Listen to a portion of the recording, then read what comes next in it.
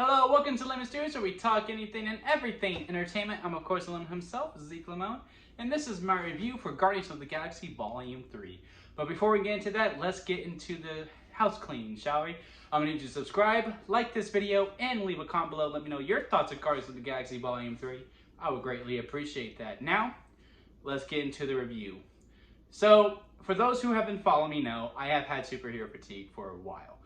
And I just haven't been able to get excited for any type of superhero movie for some time, because not that I crap on any movie. Again, if you're new here and you're hearing this, like, oh, so you don't like superhero movies? No, that's not it at all.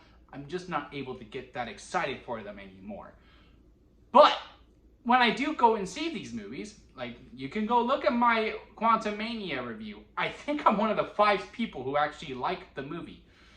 I have liked all superhero movies. I've just dreaded to see them. But when I see them, I end up having fun and I end up liking the movie. The problem is, I haven't fallen in love with a superhero movie in a really long time. Like, in a really long time. The closest one that has happened recently was Wakanda Forever. That one got pretty close. But I just really liked it. I didn't love it. The last superhero movie that I actually truly fell in love with was No Way Home. But that's really because I'm just a really big Spider-Man fan, and hell, I saw Tobey and Andrew and Tom Holland all on screen at once. And I think the story is amazing, but there might be some bias to it. So in a post-Endgame world, Marvel-wise anyway, I haven't fell in love with anything besides No Way Home. So with only going one for, like the 10 movies that have come out, it was just frustrating when like my expectations are always so high for Marvel.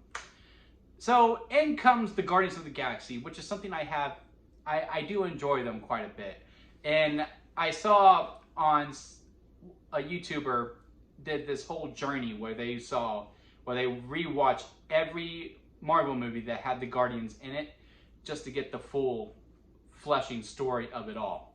And I copied it. I did it. I watched Guardians 1, 2, Infinity War, Endgame, I Am Groot, Love and Thunder, and the holiday special, and then went in to go and see this one. And I gotta say, it really does feel like a continuation story for the most part. There are some problems within the story all the way through, and the main one comes in with Adam Warlock. Now look, I don't know Adam Warlock, the character from the comics. I don't.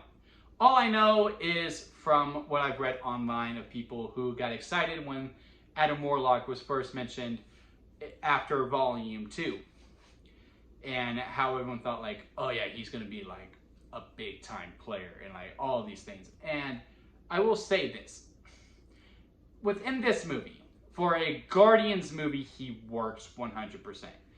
He is the character of Adam Warlock that is placed in this movie is perfect for the movie that he is in. For people who have read Adam Warlock, from what I've read online, again, only I can go based off read online, a lot of people are going to be upset. I am very curious to see the discourse online of when more people see this movie and he gets brought up. I enjoyed him. I enjoyed Adam Warlock when he was on screen. But that was on my mind quite a bit throughout the whole entire film. And also, straight up, the motive for that species gets changed. From Volume 2 to Volume 3, completely gets changed.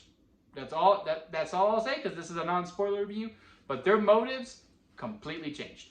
That's the only story beat that is changed when we're transitioning from Volume 2 to Volume 3. Everything else is very, very consistent. And how Infinity War and Endgame really are kind of like 2.5 light. More so Infinity War than Endgame. Endgame is really just for the Gamora character, who is ruthless in this movie, by the way. Zoe Saldana, who is always phenomenal, absolutely brings it. And that goes for all the Guardians in this movie, really, especially Chris Pratt as Peter. I was like, Jesus, man, you brought it with this movie. Like, you really brought it. But everyone brought it. Like, you could tell within on set, like, everyone was like, all right, this is it. This is our last hurrah. Let's do it. And going back to Gamora, who is, you know, not the Gamora that we know, and they make sure that we know it. This is not the same Gamora from Volume 1 and Volume 2. This is a different Gamora from a different time of when we meet her in Endgame. And she is ruthless with how she is with the people, how to get the mission done, with everything, and what she has been doing. It was a very interesting character to see, but out of all the Guardians, it is truly Rocket's and Peter's movie.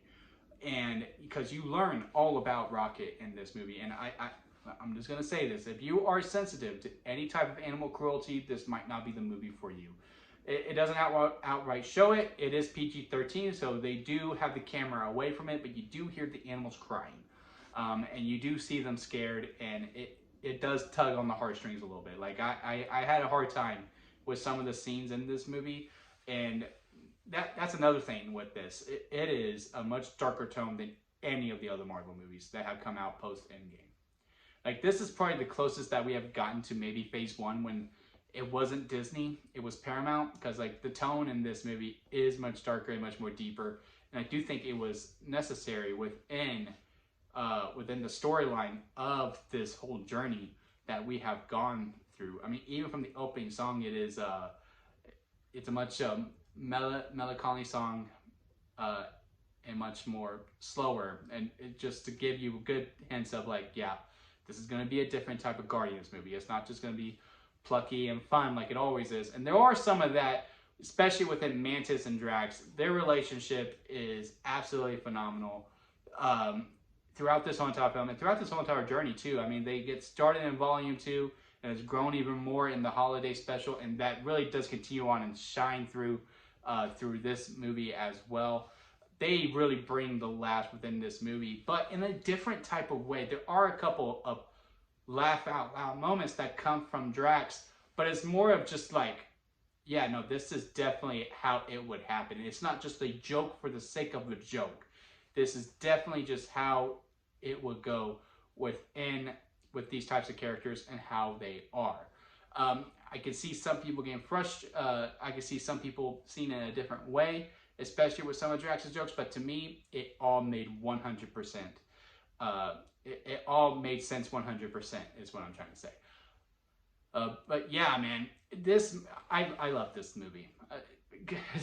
This is the next movie next to No Way Home that I truly love. It is right up there with them in the post-Endgame era. It's in the top 4, and it's number 2 because again, I only love No Way Home in this movie.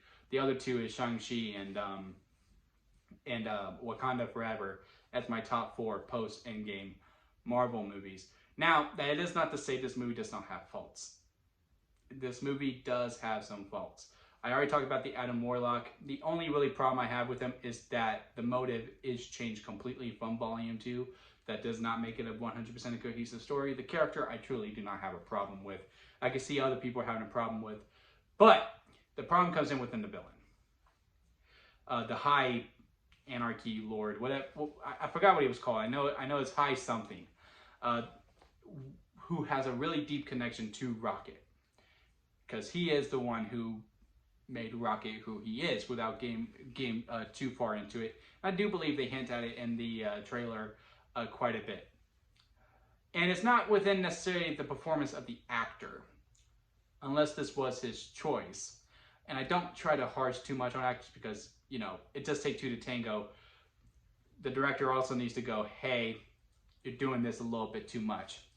And that is that he's constantly yelling. It's always up here with him. And he's just always yelling and just always at 10, always at an 11.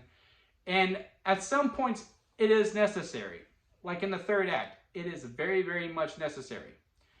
But at a point, it was just a lot of diminishing returns. I was just like, Jesus Christ, man, does he not know anything else? He does talk normal sometimes, but like it's just like that slightest thing happens and he just goes from 0 to 100 real quick. Which, you know, I can see that choice and why going with that. To me, I just would like to see pulling back a little bit and a little bit more built up. I would have liked to see 75, 50. I didn't want him to go to 100 every single time, and it just became a lot of diminishing returns. To me, that was the only real problem with this movie. Really, that's literally the only issue I had. The runtime, 2 hours and 30 minutes, perfectly needed. I think that was the exact right runtime that this movie needed to be. The only other issue I can see some people having with this, I don't have a problem with it, is that you do see James Gunn's friends and you do see his wife. Look,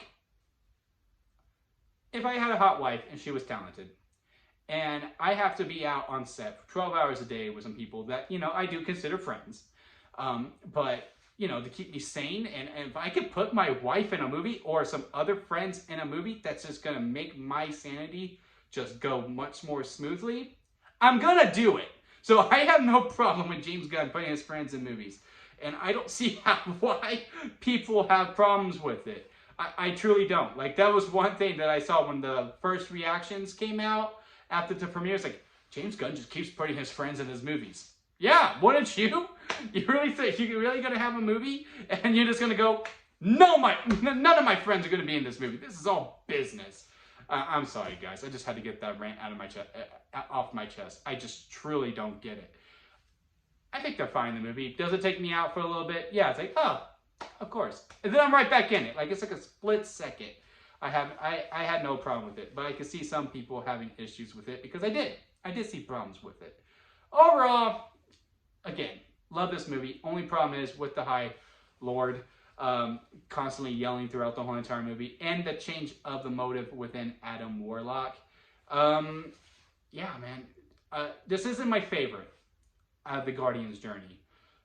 1 is still my favorite one. That was just a special time, and that one's still gonna be my favorite. But man, the performances from Rocket, Bradley Cooper does amazing voice work, and man, it hit the whole backstory of him when we're seeing young Rocket. Breaks my heart. Like, just honestly, just breaks my heart seeing these friends. Like, and also a lot of body horror, really, within these animals as well. It is just like, it's not scary, but you're just like, oh man, it's just hard to watch. It's almost like Sid in Toy Story 1. But yeah, I truly, it's not the Strawberry Lemonade. It's not the Strawberry Lemonade. I don't even know if it's my favorite movie of the year. That still might be Scream 6. It still might be. It's a toss-up between this one and Scream 6. We'll see when I do my mid-year awards at the end of June of which one I feel comfortable with. But I will be going back to see this movie again. But yeah, comment below. Let me know your thoughts of Guardians of the Galaxy Volume 3. Leave a like on this video if you did enjoy it, and leave a subscribe button. Let's talk about it, guys. And I'll see you here next time at Element Studios.